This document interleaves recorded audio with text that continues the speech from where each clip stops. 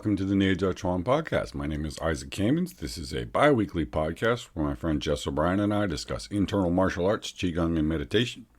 In this episode, we're going to continue our discussion of the Wu style of Tai Chi Chuan, and we're specifically going to look at the connection between Ban Huo and Chuan You, the founder of the Wu style and the son of the founder of the Yang style. Then we discuss one of Chuan Yu's top students, Wang Mao Zhai, and also Wu Jien Chuan. And then we turn back to the Tai Chi Treatise and discuss some of Ban Huo's thoughts on the next verse in the Tai Chi Classics. And if you go over to our Patreon, we have an extended episode where we go about 15 minutes longer, as well as a bonus episode where this week we continue our discussion of the 100 character tablet, as well as continue our look at the differences between the fire and water method of Taoist meditation, as Bruce describes them in an interview he did with Chi Journal. So hope you check that out. Thanks for listening. Thanks for all your support, and take care of yourselves. In today's episode, we're going to continue our look at the Wu style of Tai Chi Chuan, including the founder Chuan You and his son Wu Jien Chuan. I'd like to start from Classical Northern Wu Style Tai Chi Chuan by Tina Zong and Frank Allen, 2006. So it starts, I wanted to pick up where it's talking about the second generation of Yang style masters. The sons of Yang Luchan, the Invincible, were Yang Ban Huo and Yang Chen Ho. And we keep returning to Yang Ban Huo's name keeps coming up. And oftentimes he is connected with his dad's top student, Chuan You. And so there's a connection between the sons of the Grandmaster and his best student, and they link together. And as we remember last time, he wasn't the Manchurian, Chuan You, he wasn't allowed to bow to Yang Luchan, otherwise he would make himself an equal of the king, which would be unacceptable. So he had to bow to Yang Luchan's son, Yang Ban Huo. So Yang Ban Huo had been sent to the countryside to study the small frame form and then returned back to Beijing with the new innovations. He resumed his duties helping his father train the guards at the imperial palace. Ban Huo was also building his reputation as the finest empty-hand fighter in all of Tai Chi Chuan, while his brother Yang Jianho carried on his father's tradition of the Tai Chi Chuan spear duel. Yang Ban Huo exemplified the art with empty hand, defeating the infamous dog boxer and the strong man known as the man of 10,000 pound strength, with a single technique for each of them.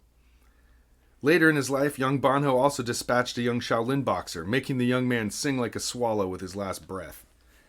Needless to say, Yang Ban Huo was revered among the palace guards, and the best of them studied with him as well as his father. You know what this singing like a swallow is? Right? Isn't that the infamous throat attack? Ripping out the trach, yeah. Ouch. Yeah, so that's another famous Tai Chi fight story there.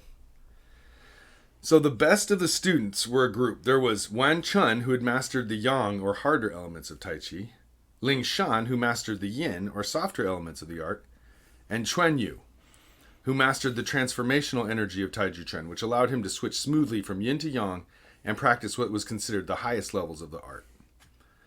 So that's the student Chuan You is, we hear them in stories connected with between him and Yang Ban Huo. So in turn, the Manchurian Imperial Guard, Chuan You, taught his Tai Chi to three main students. So this Wu style Tai Chi starts off in three different directions. There's his son, Wu Jien Chuan, who, when the Republic replaced the Manchu dynasty in 1912, adopted the Han name, same guy, Wu Jien Chuan. Right. He's originally Chuan Jian, but now he's Wu Jien Chuan. And then the other two students were Wang Mao Zhai and Guo Fen. So I don't know much about those guys. But it says, after teaching for a while in Beijing, the son of Chuan You, Wu Jien Chuan, relocated to Shanghai,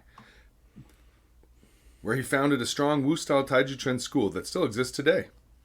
He modified his father's form slightly and created a few trademark postures of his own. And so he in turn left the Shanghai school to his son-in-law Ma Yue Liang, and his daughter Wu Yinghua, who were, I remember them, they were in the magazines back when we were first learning. So that's the story of Wu Jien Chuan's spreading of his martial art. And there's a lot of other folks involved in the school, obviously, here and there.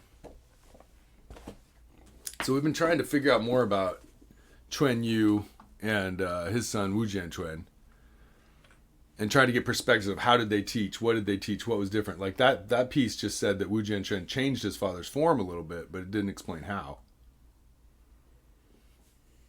Yeah, I mean, I think the main thing was the difference. They just changed the frame a little bit, I think. I mean, you can see different ones have like a little bit larger postures or lower postures. I mean, but essentially the forms are pretty similar.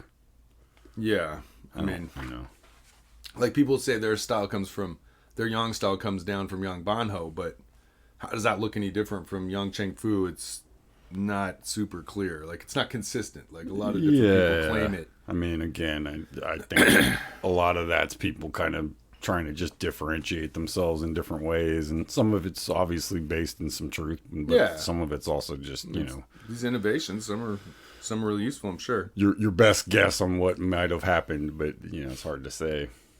So one way to learn more about Wu Chuan You, the founder, was to look at students who spoke about him, and one of his students was this guy Wang Lin, better known as Wang Mao Zhai. He was Chuan Yu's best student. And that's what it says here in Lu Sheng Li's book, Combat Techniques of Tai Chi Xingyi and Bagua. So in the same way that Chuan Yu was the best student of Yang Luchan, his best student was this guy, Wang Mao Zhai. So this tells a little bit about Wu's Tai Chi training through the eyes of Wang. When he was young, he went to Beijing to study business administration, but also liked martial arts and practiced several hard styles for many years.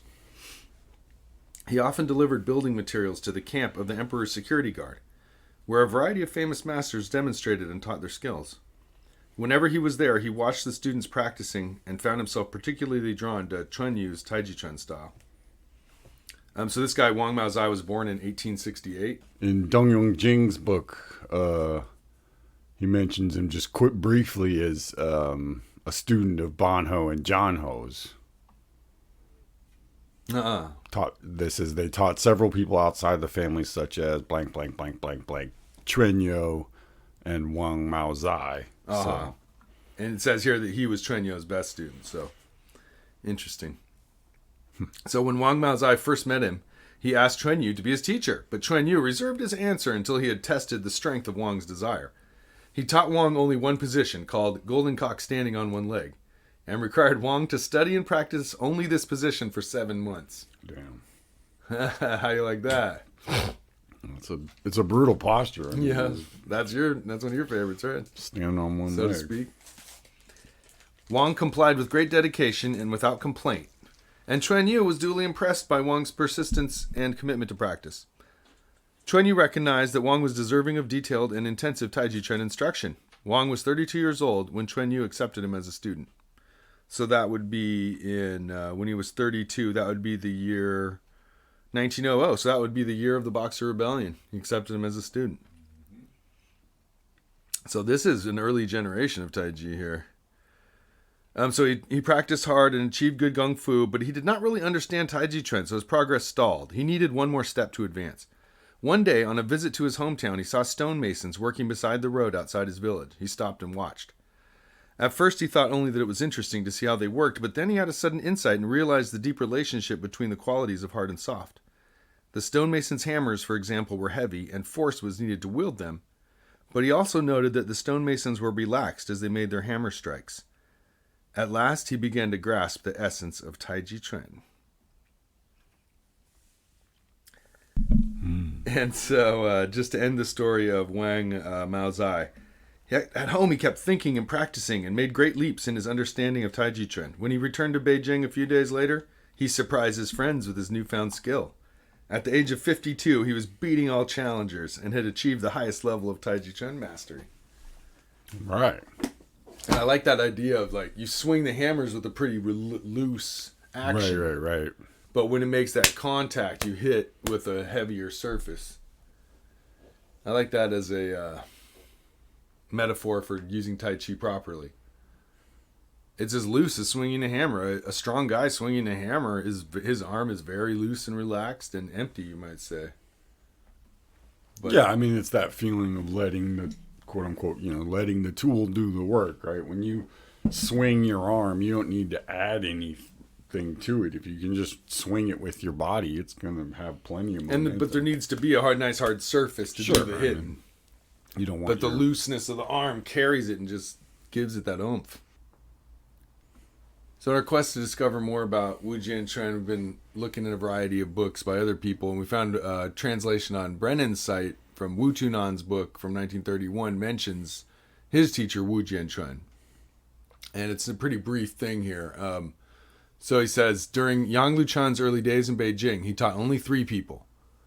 Wu Chuan You, the father, Wan Chun, and Ling Shan. Then carrying out his instructions, after he died, they all became disciples of Yang Ban Huo. So another example of how Chuan Yu was connected to Yang Ban Huo. So Master Wu had a son called Jiantren, Wu Jien Chuan, who received the authentic Tai Chi teachings and is famous throughout the nation. He says Wu Jien Chuan has 2 sons, and they both have outstanding skill. Wu Chuan Yu also taught Wang Mao Zhai and many others. So a little bit more here. Wu Jien Chuan taught Tai Chi boxing for more than 20 years while in Beijing. And then it gives a list of students there. And then in the south in Shanghai, he also has a list of students from there. These men are all martial arts experts.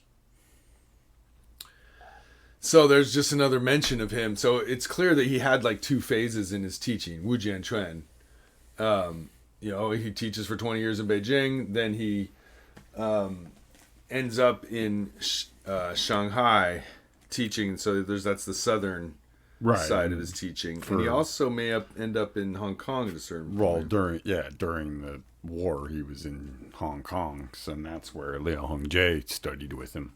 Right. And there was one more other piece from Lu Sheng Li's book where he mentions,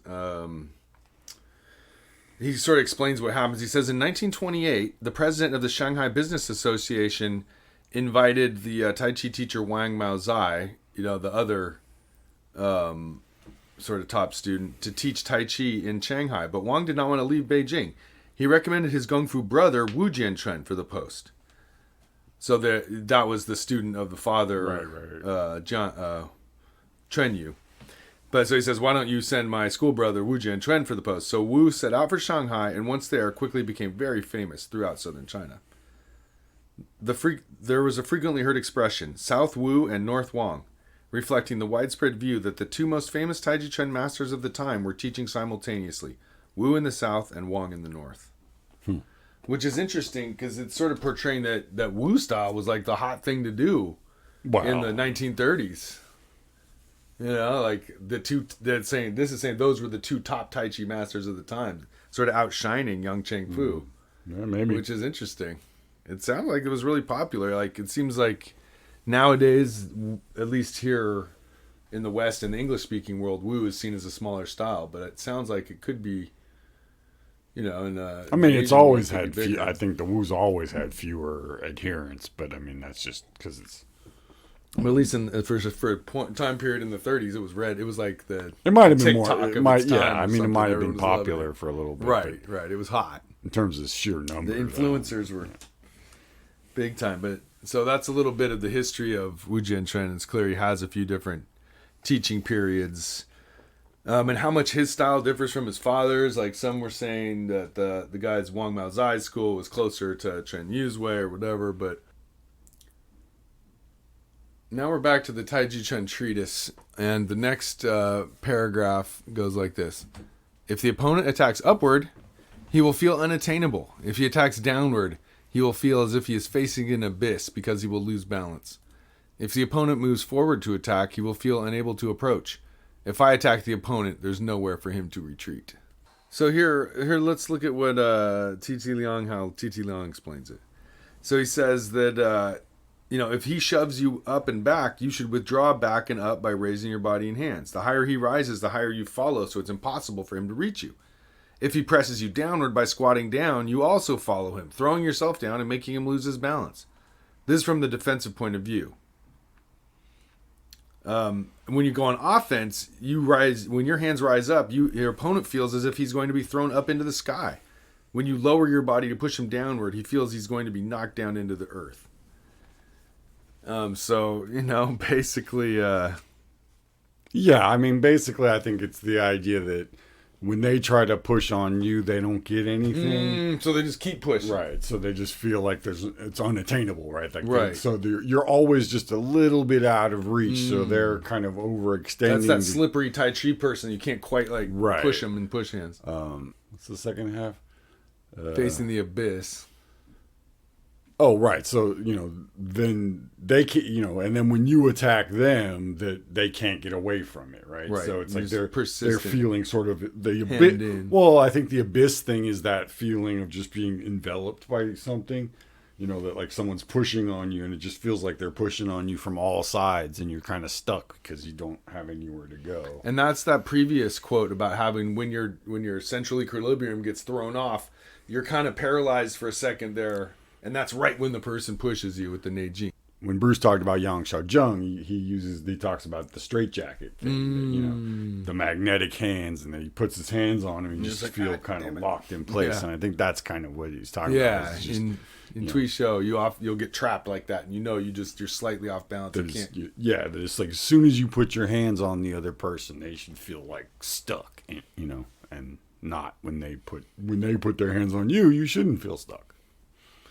So Ban Huo's got some explanation here. So he says, if the opponent hits my upper body with his hands, I will stick and hit from under the opponent's arm to gain the advantage of time, space, and energy. At the same time, I will also follow the opponent's trend. So if the opponent's going up, I'll go up. At this time, I'm on the inner circle and he's on the outer circle. The inner circle moves slightly and the outer circle moves greatly. The inner circle is advantageous. The outer circle is disadvantageous. So that's kind of interesting. So you're riding the opponent, but you're kind of taking the inside on the course, and they're kind of getting the momentum and getting thrown sideways a little. Like you're cutting them off, kind of. Yeah. Well, so the first part, right, is if they attack, I use my flexion and extension as his flexion and extension. So you match, you neutralize them essentially, right? And then once you neutralize them, you take the advantage of that little space, that little gap. And then I think this small, being the little circle is like, if you have a ball on a rope or something and you start spinning around in a real tight circle, the thing you're holding will have a big whip around you. So that's a Tai Chi type of thing. You make a small movement while the other guy sprawls and makes a big sweeping stumbling move. So you do a small little movement with your hand and they, fly around. Whip, so you get that send them flying effect. So that's kind of cool, that circle idea. So according to this principle, no matter whether the opponent attacks me from any direction, up, down, left, or right, the result will be more up, down, left, or right. And make the opponent's attacks all miss. Since the opponent miss, I can enter the middle so that the goal of long is achieved. When I retreat, the opponent can't catch up so that the goal of fast is also achieved. So, that's... Right, so this is that idea if...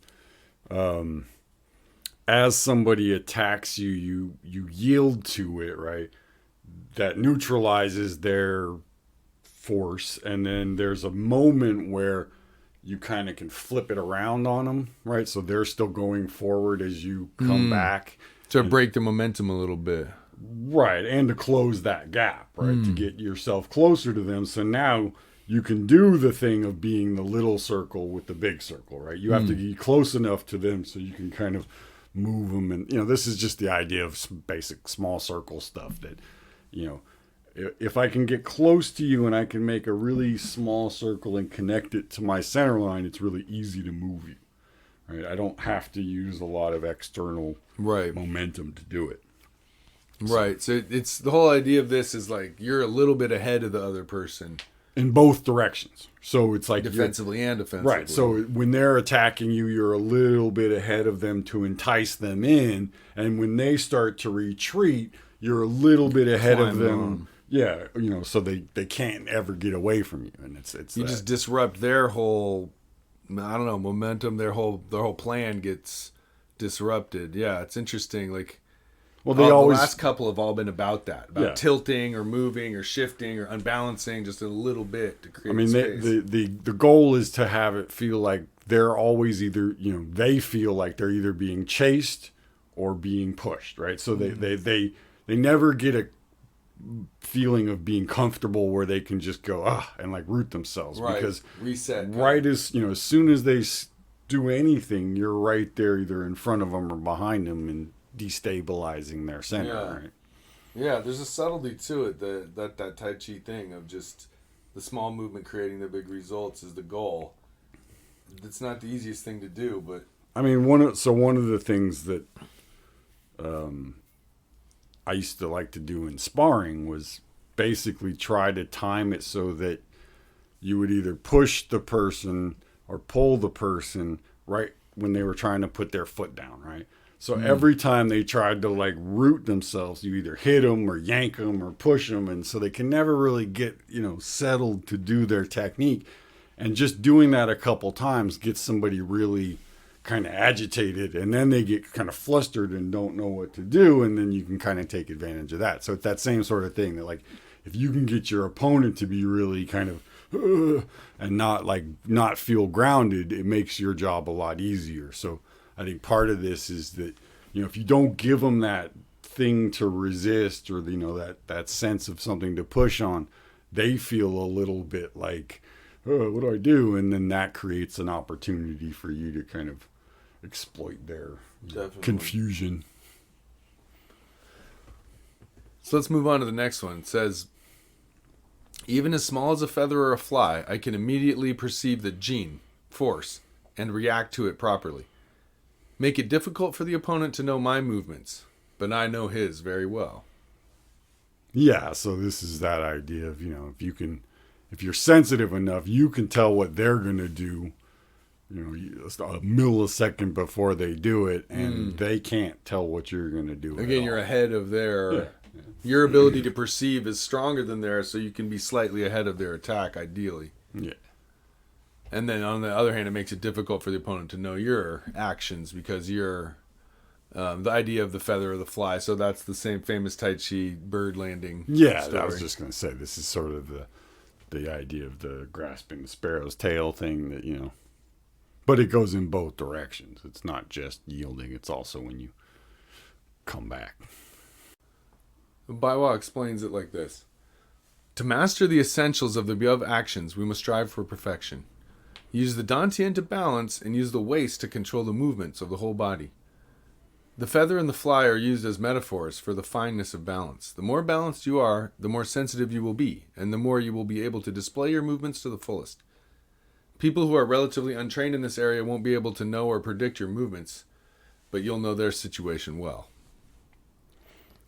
I think this is just that idea of if you're like relaxed and soft and not telegraphing what you're going to do, and again using your waist and your dantian instead of lunging and swinging, and kind of lurching around, it's harder for them to get you and easier for you to get them, basically. Right. And so like a lot of these stories show the Tai Chi master some unassuming average looking person.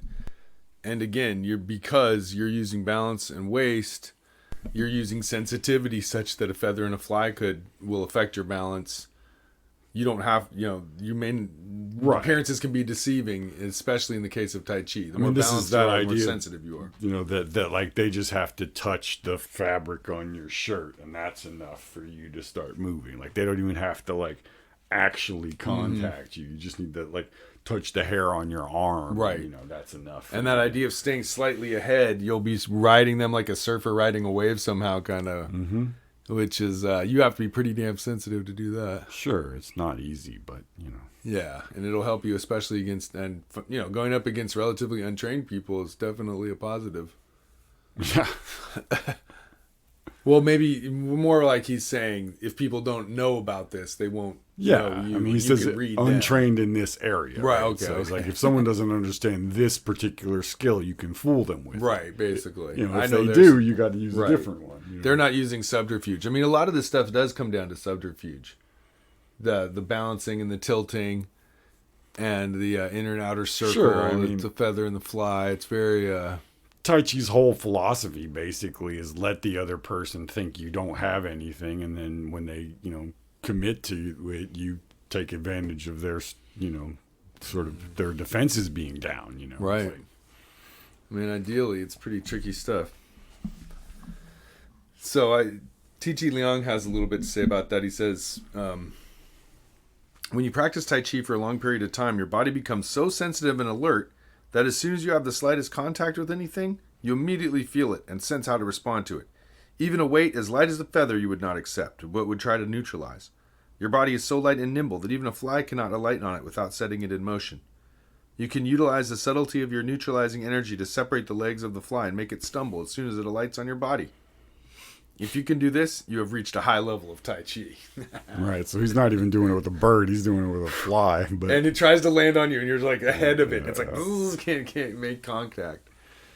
That's pretty damn sensitive. I mean, if you could do it at that level, that would be pretty awesome. Truth is, you don't need to be that sensitive to do it Right. against a big dummy who's trying to push you, right? I mean, it's like the whole thing is when you train it, you try to get to this ridiculous level of sensitivity, but And perfection, he mentions. Trying to get to perfection. But you have to understand that the application of it isn't going to be, you moving super slow, and it's like you're still going to have to move fast and avoid that punch, and right. I mean, that slow part helps you get that sensitivity. Yeah, I mean, and it I think it helps in all sorts of things. I mean, it doesn't matter if you're a painter or a, whatever. It's like having more sensitivity in your hands is a good thing. That's that refined side of Tai Chi that's made it the world's most popular martial art, right? Like, no denying that. Like, this stuff is really loved. Well, and it's also what makes it such. I mean, in some ways, it makes it what seems like bullshit to a lot of people because it's true. It's funny. There are a lot of people who do Tai Chi who can't actually fight, and they use this. They use these sort of like cooperation tricks and things where it's like if the other person is pushing on you in a way that you expect, you can do these sorts of things, and it could breed false confidence. Possibly. Yeah, and it's like specific training, right? Like if you train basketball and they put you on the field with a bunch of professional NFL guys, you're going to get crushed, I mean, so it's like, it's just not what you're trained at. So I think the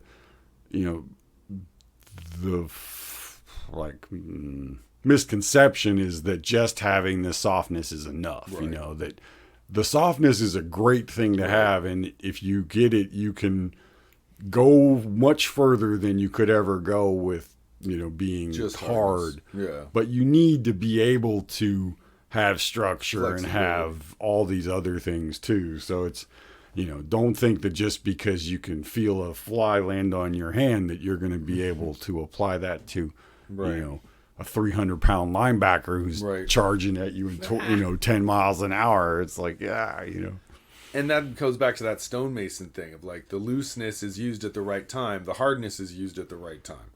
If you loosely slap a piece of stone, you can't break through it. Yeah, I mean, this is the idea of the softness becoming steel, right? So then the next one, they say, so light as object as a feather cannot be placed, and so small an insect as a fly cannot alight on any part of the body. So yeah, again, very similar there. Yeah, I mean, it's just, sensitivity. This version's very poetic.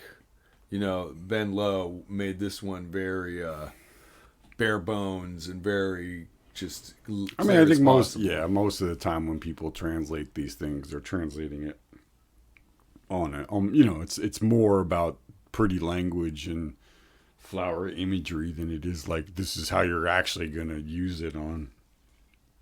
In a martial situation, right? It's like, I think Baiwa is more interesting than most on that level. He's getting a little more into like practical. The further we go, the little more practical the book seems to become. It's still, I mean, a bit out. It's pretty vague in terms of specifics in terms of the application, but it gives you the general idea. Definitely. So yeah, and then finally it says, the opponent doesn't know me, I alone know him. To become a peerless boxer results from this. Yeah, and that I think that really is the crux of it, right? That your softness, your structure, all of these things cloaks your movements. It cloaks, your actions in a way that the person can't read you, and at the same time, it gives you the ability to read them. Sometimes even before they're able to figure out what they're doing, right? So again, That this sensitivity allows you ideally to be able to get a little sense of what they're going to do. So Bai Hua ends here by saying, those who can achieve this will be invincible.